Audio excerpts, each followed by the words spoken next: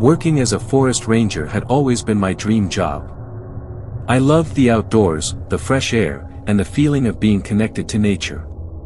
My shifts usually involved patrolling the trails, assisting lost hikers, and ensuring the safety of the wildlife.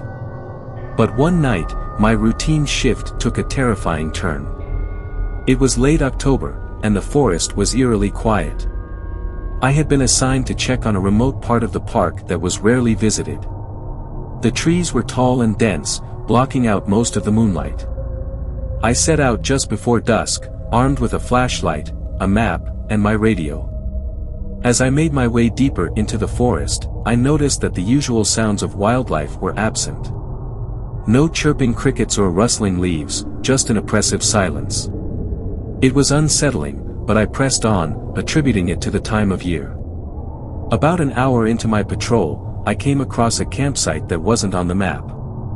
The fire was still smoldering, and there were signs that someone had been there recently. I called out, but there was no response. A sense of unease washed over me, but I decided to investigate further. As I examined the campsite, I found a backpack with some personal belongings inside. There was a wallet with an ID card, but no sign of the owner.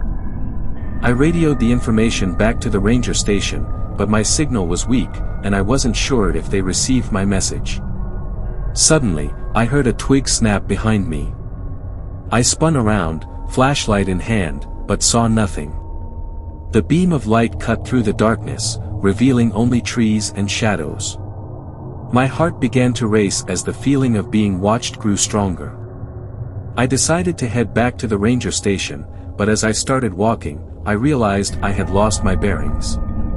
The dense forest looked the same in every direction, and the path I had taken was no longer visible.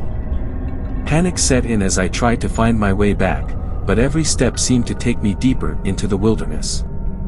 The flashlight flickered, casting eerie shadows that played tricks on my mind. I could hear faint whispers in the wind, like someone or something was following me. I quickened my pace, hoping to find a familiar landmark, but the forest seemed to close in around me. I stumbled upon an old, dilapidated cabin hidden among the trees. The windows were broken, and the door hung on its hinges. Desperate for shelter and a chance to collect my thoughts, I ventured inside. The air was musty, and the floorboards creaked under my weight. As I explored the cabin, I found disturbing signs that someone had been living there. There were crude drawings on the walls, depicting strange symbols and figures. A sense of dread filled me as I realized that I was not alone. The sound of footsteps echoed from the back room, and my flashlight flickered out. I fumbled to turn it back on, but when the light returned, I saw a figure standing in the doorway. He was tall and gaunt, with wild eyes and a sinister smile. His clothes were tattered, and he held a hunting knife in his hand. The man lunged at me, and I barely managed to dodge his attack. I grabbed a nearby chair and swung it at him, but he was quick and agile. He slashed at me with the knife, and I felt a sharp pain in my arm. Blood trickled down as I struggled to fend him off. In the chaos, I managed to kick him in the stomach, causing him to stumble back. I seized the opportunity to run, bursting out of the cabin and into the forest. I could hear him chasing after me, his heavy footsteps echoing in the night. I ran blindly through the trees, my injured arm throbbing with pain. I could hear the man getting closer, his ragged breath filling the air. Just as I thought I couldn't run any further, I saw the lights of the ranger station in the distance. Summoning every ounce of strength, I sprinted towards the lights, bursting into the clearing and collapsing at the door. The other rangers rushed to help me, and I managed to gasp out a warning about the man in the forest. The police were called, and a search party was sent out, but they never found the man. The campsite and the cabin were real, but the identity of the person who attacked me remains a mystery. The experience left me traumatized, and I resigned from my job shortly after. The memory of that night, the feeling of being hunted and attacked, still haunts me to this day.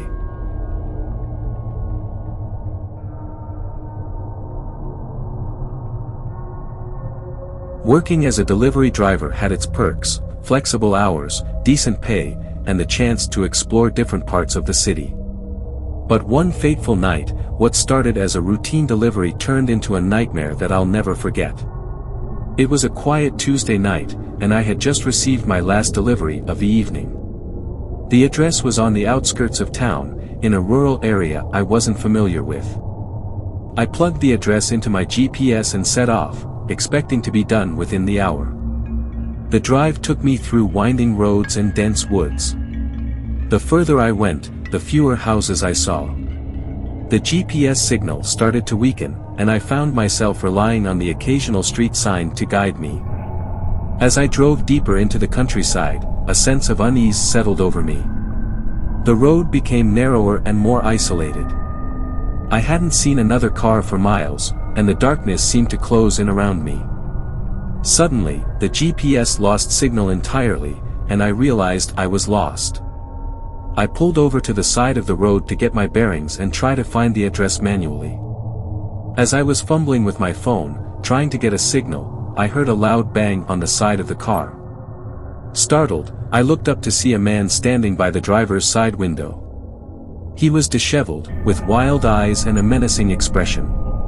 "Can I help you?" I asked, my voice shaking slightly. He just stared at me, a twisted smile spreading across his face. Before I could react, he pulled out a knife and started slashing at the window. I screamed and hit the gas, speeding down the road as fast as I could. My heart was pounding as I drove aimlessly through the dark, winding roads. I had no idea where I was, and the fear of being lost and pursued by a madman was overwhelming. I glanced in the rearview mirror and saw headlights approaching rapidly. He was following me. I took a sharp turn onto a dirt road, hoping to lose him, but the headlights followed. I could hear the sound of gravel crunching under my tires as I sped down the narrow path. The trees seemed to close in around me, and I struggled to keep the car on the road. I reached a dead end and had no choice but to abandon the car. I grabbed my phone and ran into the woods, hoping to find a place to hide. The sound of the car door slamming behind me sent a jolt of fear through my body. He was close, and I had to stay one step ahead. I stumbled through the underbrush, my breath coming in ragged gasps.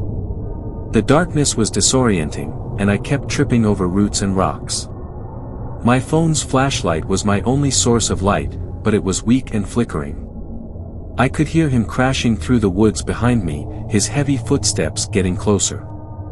I pushed myself to keep going, adrenaline surging through my veins. I spotted a small clearing up ahead and made a beeline for it, hoping to find some sort of shelter. In the clearing, I found an old, abandoned cabin. I burst through the door and slammed it shut behind me, barricading it with a heavy piece of furniture. My hands were shaking as I tried to catch my breath, the reality of my situation sinking in. The man reached the cabin moments later, pounding on the door and shouting obscenities. I looked around desperately for a way out, but the only other exit was a small window. I could hear the door starting to give way under his relentless assault. In a moment of sheer desperation, I smashed the window with a chair and climbed out, cutting my hands on the broken glass. I ran through the woods, my heart racing and my lungs burning. The sound of the man's shouts faded into the distance, but I didn't stop running until I reached the road. By some miracle, a car was driving by, and I flagged it down. The driver, an older man, saw the terror in my eyes and let me in without question. He drove me to the nearest police station, where I reported the incident. The police conducted a search of the area but found no trace of the man. My car was recovered, abandoned and vandalized, but there was no sign of my pursuer. The experience left me traumatized, and I quit my job as a delivery driver soon after. The memory of that night, the feeling of being hunted down in the darkness, still haunts me.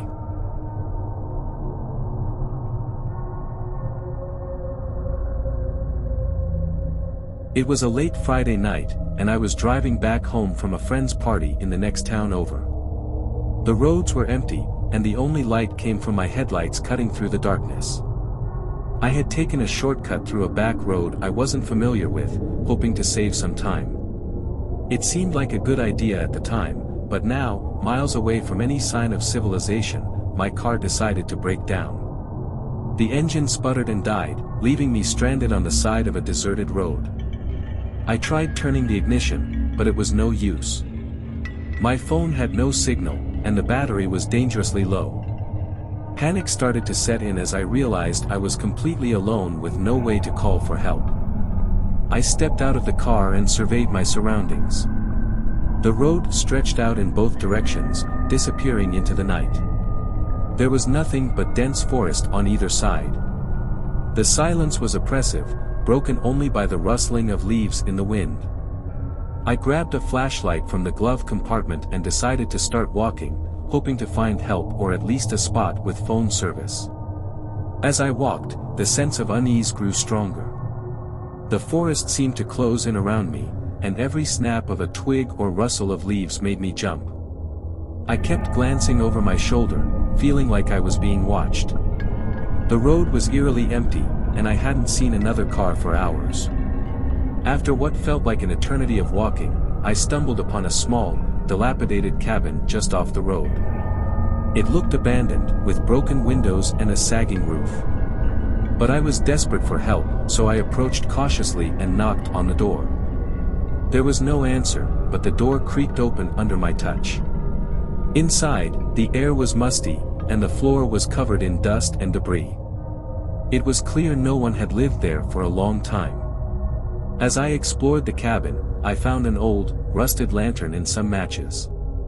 I lit the lantern, hoping it would provide some comfort in the darkness. As I was about to leave the cabin, I heard a noise outside, the crunch of footsteps on gravel. My heart raced as I peered out the window and saw a figure approaching.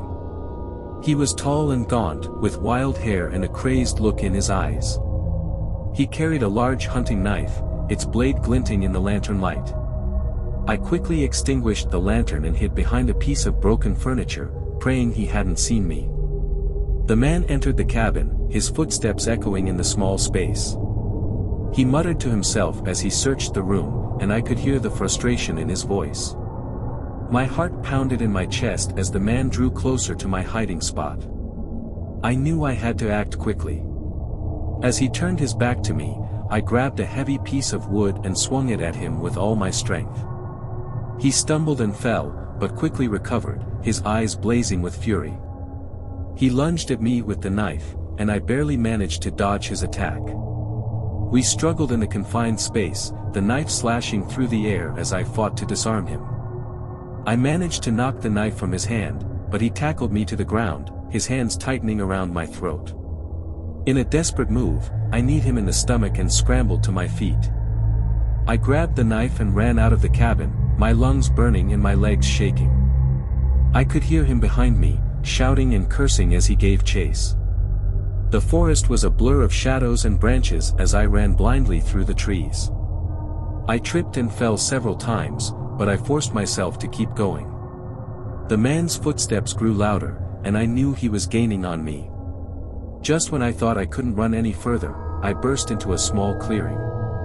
There, standing with a rifle slung over his shoulder, was a hunter. He looked at me, then at the crazed man chasing me, and quickly raised his rifle. "Get down," he shouted. I dropped to the ground as the hunter fired a warning shot into the air. The sound echoed through the forest, and the crazed man skidded to a halt. He stared at the hunter, his eyes wide with fear and rage, before turning and disappearing back into the trees. The hunter helped me to my feet, his expression one of concern. "Are you all right?" he asked. I nodded, still too shaken to speak. He led me to his truck parked nearby and drove me to the nearest town. We reported the incident to the police, but despite a thorough search, they never found the crazed man. The experience left me traumatized, and I still have nightmares about that night. The memory of being chased through the dark, abandoned forest by a madman is something I'll never forget. I've learned to avoid isolated roads at night, and I always make sure my phone is fully charged before setting out on a journey.